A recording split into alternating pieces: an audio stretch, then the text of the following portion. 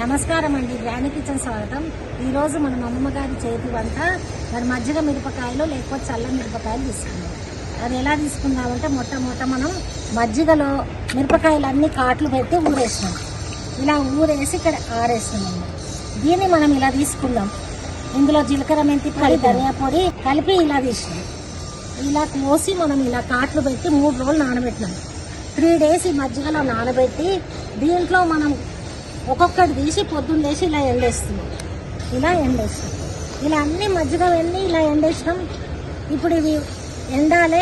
మళ్ళీ ఇందులో సాయంత్రం కాగానే ఇందులో వేయాలి. మళ్ళీ తెల్లారి మళ్ళీ ఎండేయాలి. ఇదే రోజు మొత్తం మజ్జిగ పులుసు అయిపోయిన దాకా ఇలా ఎండేయాలి. ఇలా ఎండేసిన తర్వాత మనకు ఎండిన మిరపకాయలు మీకు చూపిస్తాం. ఎండిన మిరపకాయలు అండి. ఇప్పుడు ఇవి ఎండినాయి. దీన్ని మనం కాల్చిన తర్వాత మళ్ళీ చూపిస్తాను మీకు. మీకు నచ్చితే లైక్ చేయండి, సబ్స్క్రైబ్ చేయండి, షేర్ చేయండి, తిని చూడండి. మళ్ళీ నేను చూపిస్తాను. ఇవి కాల్చిన తర్వాత చూపిస్తాను. ఈ నూనెలో మనం మజ్జిగ మిరపకాయలు వేసుకుందాం.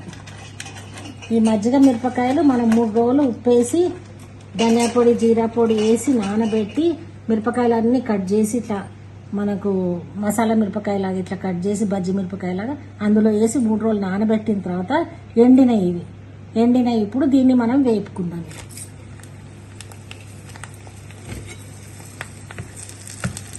ఇలా వేపుకొని పప్పంచు తింటే చాలా బాగుంటుంది. మీకు నచ్చితే లైక్ చేయండి, సబ్స్క్రైబ్ చేయండి, షేర్ చేయండి. ఇవి ఇలా చేసిన తర్వాత తిని చూడండి.